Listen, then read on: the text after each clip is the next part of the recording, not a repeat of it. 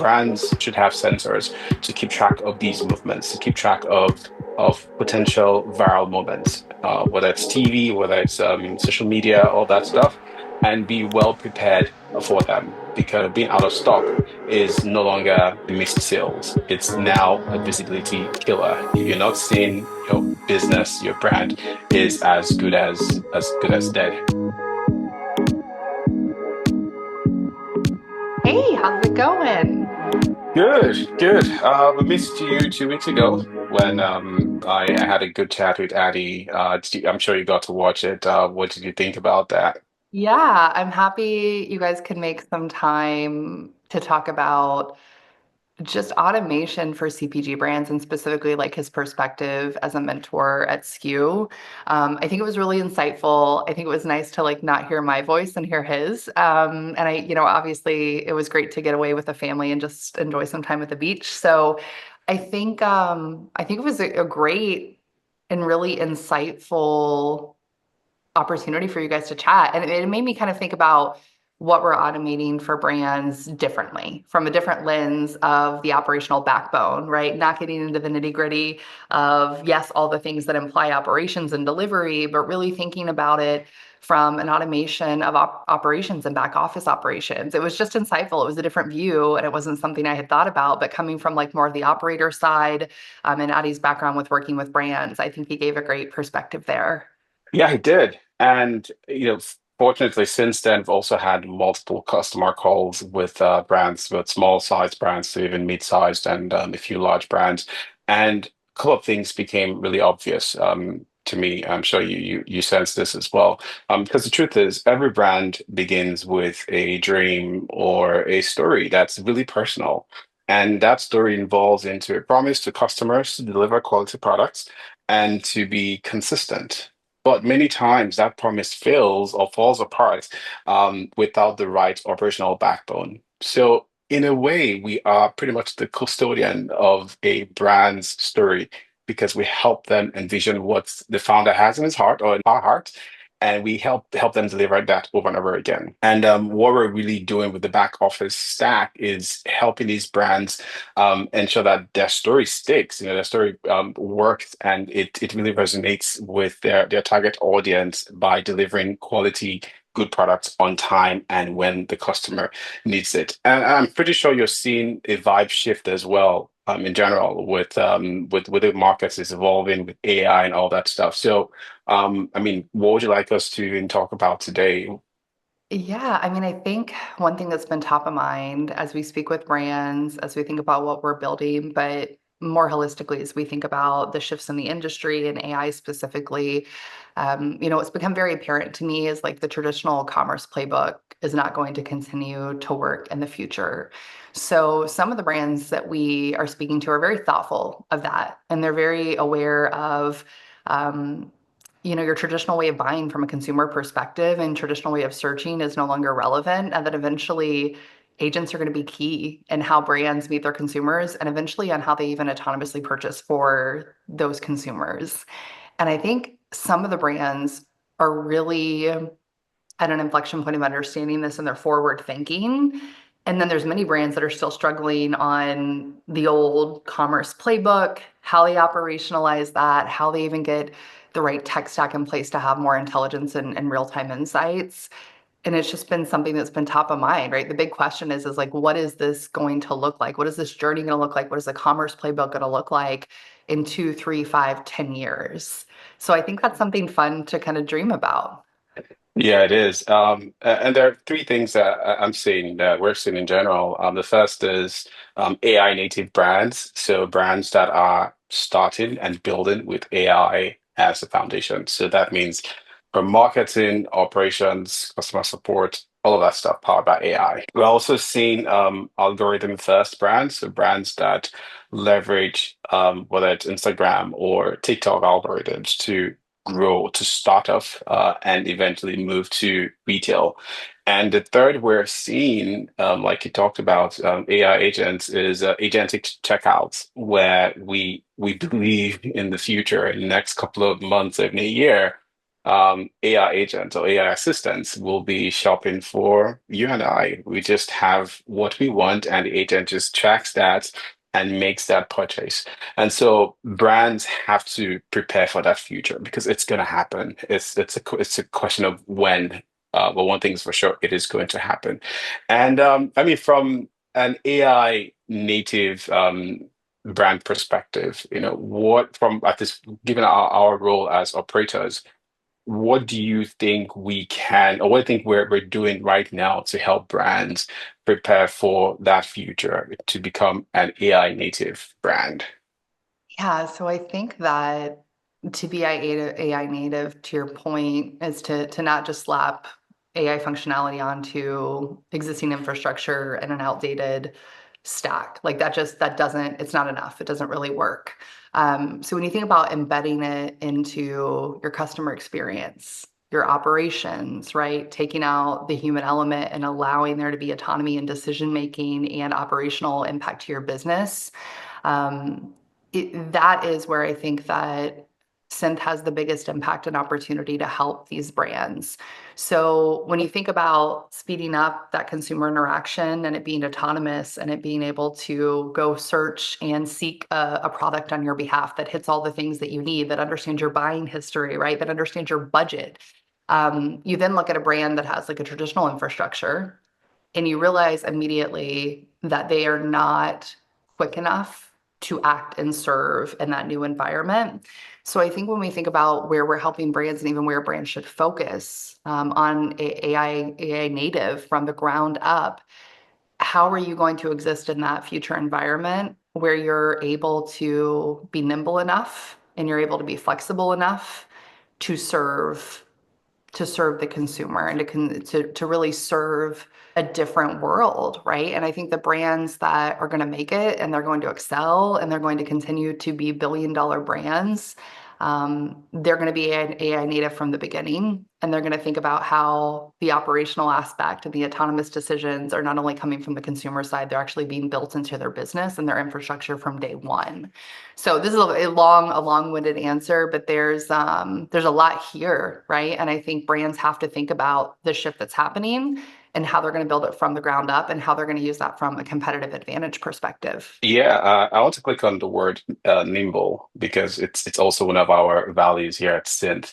And as we see the rise of AI native brands, we're going to see these brands become way more nimble. I mean, this really ties to our mission of making it easy for five people to manage a nine-figure consumer brand. And it's going to make those brands also compete toe to toe with traditional or even larger direct-to-consumer brands because they are leveraging AI agents from the get-go. So you have an agent that is handling your order process, your orders from EDI, from emails.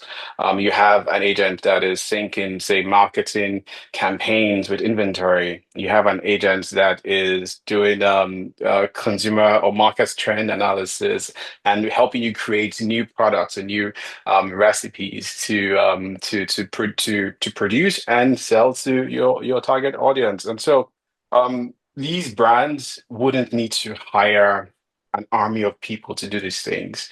All they have to do right now is, embed themselves into these upcoming platforms and leverage AI agents to help them automate these things that ordinarily would require a ton of people. So I think that's a major shift we're going to see. We're going to see the leveling of the playing field, where a small brand that starts today can compete toe to toe with a massive brand that has been in existence. But given that the small brand, operates for like six, I'll give or take 1 year plus, we're going to see. I think we're going to see a lot of that coming up in the very near future, and it's really paving the way for also algorithm native brands. They're different. I think I'll just explain that. So back in a few years ago, we had digitally native brands, so brands that started on Instagram or on Twitter, and they built a Shopify website, and they scale and grow from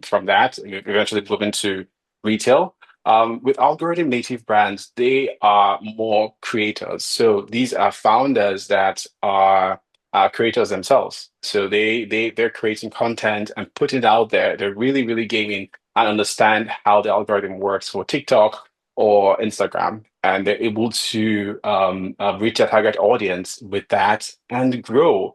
I mean, the goal for all these brands is they get to a point where they move to retail and want to ensure that as they move to retail, that Synth is able to even support them as they move from direct to consumer but to retail. But yeah, we're seeing that shift between algorithm native brands, AI native brands versus your traditional direct to consumer or digitally native brands. Are you seeing this as well, or do you have any thoughts to share there?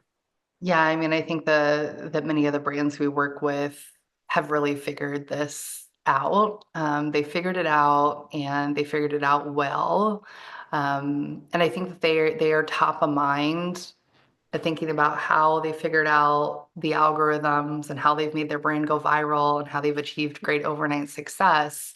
And they're able to immediately bridge, okay, how do I implement the same hack to some extent with the technology that's out there available to operationalize this, right? So they're starting to see there's a path there. I think a lot of them don't know how. They're not building agents internally, right? They're relying on technical partners and people out there that can be creative in helping them execute.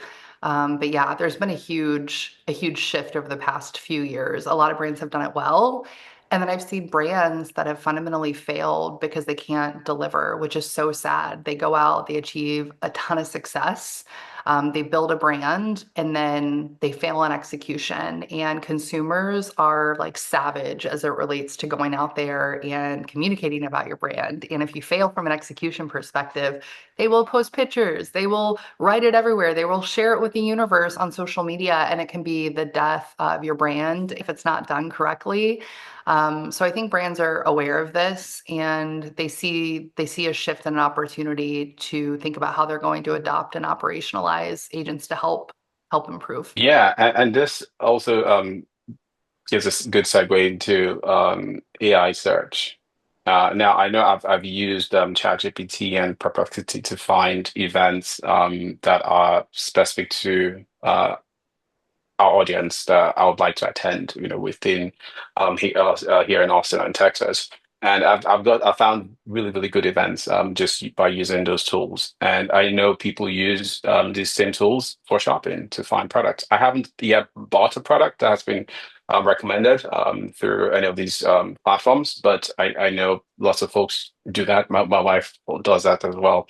And I believe that we're going to see that shift happen. Folks moving from Google search to AI search now. And AI search, as we know, is more, it recommends the products that are available immediately. It's not going to go find something that is unavailable. It's going to recommend something that it sees it's available and present that to the consumer. So if AI agents are doing the shopping for us in the future, what does this mean for brands to stay visible in an AI agent world? Gosh, it means a lot of different things. So it means disruption, obviously, clearly to your traditional marketing approaches and SEO in general, right? It means complete disruption to how things have been built traditionally. I think it means for brands that they have to be able to articulate the nuances of their brand and of a product at a very more granular level.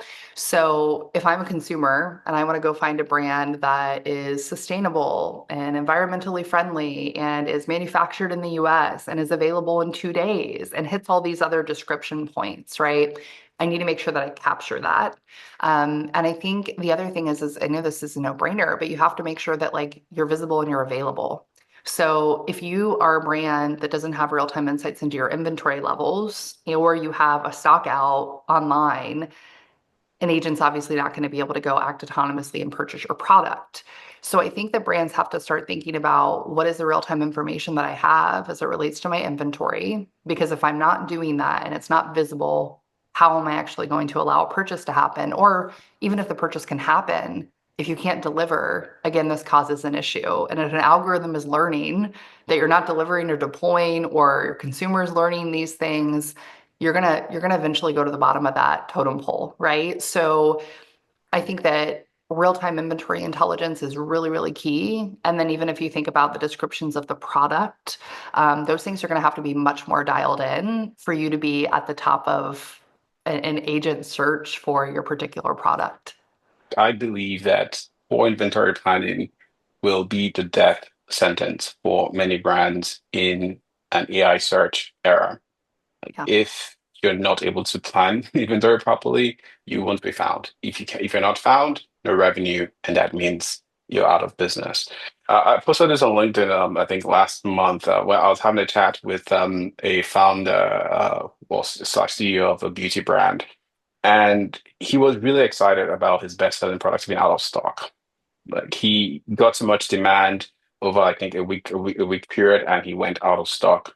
And he was so excited. Like they couldn't keep up with the demand, which is great, in the world today. But in the world we're going to with AI search, that is not good. Like as a brand, you have to proactively forecast your demand. And you have to build sensors into your demand forecast, into your inventory planning, such that you can keep track of these movements, of these viral moments. In many instances, or in some instances, the brand may not catch everything at once. Sometimes just like the weather, you can look at a weather app and you have an idea if it's going to be sunny, if it's going to rain today. But sometimes you have those weird thunderstorms from nowhere that comes, and we're going to see the same thing in the AI search world, where brands should create sensors, should have sensors to keep track of these movements, to keep track of potential viral moments, whether it's TV, whether it's social media, all that stuff, and be well prepared for them. Because, like I said, being out of stock is no longer missed sales. It's now a visibility killer. If you're not seeing your business, your brand is as good as dead, pretty much. But yeah, I mean, thinking about agentic shopping as well, you know, um, how do you think that would change the way consumers discover brands? I mean, have you used that before? Like recently, any AI search platform to find any products? I think what's interesting again is like you bypass the traditional way of purchasing. Therefore, you bypass traditional ways of targeting, right? I think about it more from a revenue oriented landscape, just because I've built revenue teams on these traditional ways of building a successful brand. Um, I think it's allowed me to have visibility to brands I would not have found before, right? At the end of the day, if you're not putting more money in the bucket and you're not at the top of the search, or if I'm not familiar with you, then how do I find you? So I think that it's really allowing consumers to dial in their needs and find brands that maybe they never would have found before, which is interesting. I also think if you think about the future, and the amount of data, I was thinking about this the other day. When I go on like shop, right, and I purchase through there, it has a rich and robust history of every product I've ever purchased. And I think that there's an ability here for brands to think about how do I have dynamic incentives, right? Right now, I'll go in, I'll put something in a cart. If I abandon it, I'm going to get a notification that offers me a promo. Think about doing that real time. Think about then recommending products based on my other searches or purchase history because there's a robust understanding of that data from a consumer perspective. Think about how quickly you can upsell, how you can change your product planning, how you can get ahead of competitors. I think for me, it's exciting because I know a product may be better matched and I may find something that suits my needs and I'm not just optimizing for a company that's spending more money in a certain space. And I think for small businesses and kind of indie brands, it allows them to be found and to be relevant, and they may have a fundamentally better product and they were never going to be able to compete with other brands simply because marketing limitations from a budget perspective. So I think it's really exciting from a consumer and buyer perspective, and from a brand perspective, very, very interesting. Yeah, and I believe we need to see where all converges because the consumer side would have to match the operation side as well. And that's where we're moving towards this fully AI mediated value chain, where on the consumer side, you have agents and assistants that are shopping, finding products, buying products. And on the operation side, you have brands that are now hyper responsive. They have hyper responsive supply chains and are able to be available wherever the agents are shopping, or where the customers are shopping. So like I'd like us to just double click on that match between the consumer side and also the operation side as regards leveraging AI in the future. Gosh, I've thought about this a lot from a value chain perspective. And if you look at even the history of e-commerce and fulfillment, there was a time where like you could go into a store and that's all you could get. And if you ordered something online, it would take you 3 weeks to get it. Obviously, we've lived through the journey where anything can be at your house the same day, right? Because of Amazon and the transition of many things. That all was unlocked through technology and better operations ultimately. I think if we think about the journey now of the shopping transition, what you have to have is not only responsive in real-time insights into inventory and then fulfillment, but you actually have to think about like the whole value chain, right? And the agents being able to act on behalf of your production, your manufacturing, your co-packers and co-manufacturers. And you have to have digitally integrated systems, but also agents to go act on your behalf. So if you've gone viral and there's agents purchasing for tons of consumers out there, you may have the inventory on stock, but have you thought about what do I need to do for my 12-week lead time to actually go manufacture and get this thing into my hands? How do you predict that more precisely and more intelligently and more just quickly, right? So allowing agents Yeah. to go act on your behalf with other parties in the value chain is going to be key to operational delivery. And I think many people talk about how do I flag when something goes wrong? How do I give you an insight? Well, how do you act? How do you act autonomously when those things happen? And it has to go downstream into the value chain, right? It can't just be done at the purchasing and execution level for fulfillment. It has to go downstream and it has to be automated, or you'll never be able to act quick enough for the new environment. So I think it's really exciting. I think a lot of people get it right on the revenue side and they get super excited, but then, yeah, to the point of failure on the operational side, there's a lot to be figured out there. And you have to enable systems to be able to act autonomously, or we're never going to be able to meet the two ends.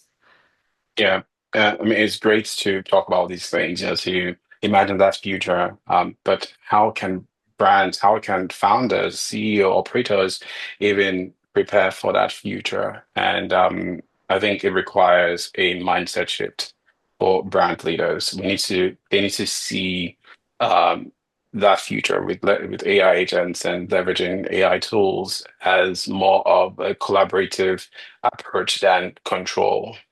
No, I believe leaders should try to see these tools as collaborators and not trying to control it if at all, or trying to put them in a box. Okay, so I'm just going to use AI for, let's say, just to create my post or my content or my marketing collateral, stuff like that. But I won't use AI in operations or in other aspects of my business.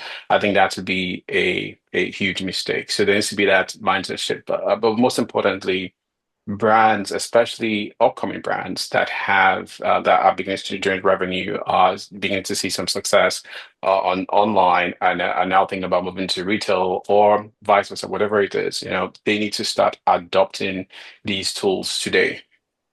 Tools like Synth, like heySynth.com, they need to start leveraging them to build the right foundation for their future success.